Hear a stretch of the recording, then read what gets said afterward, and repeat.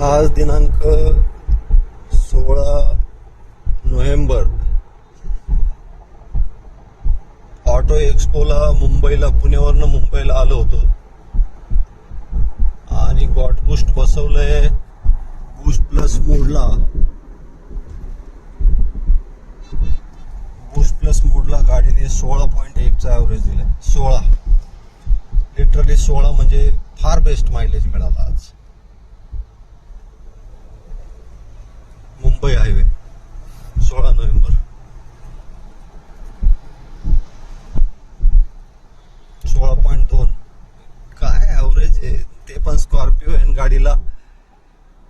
Latest 2023 चं model आहे.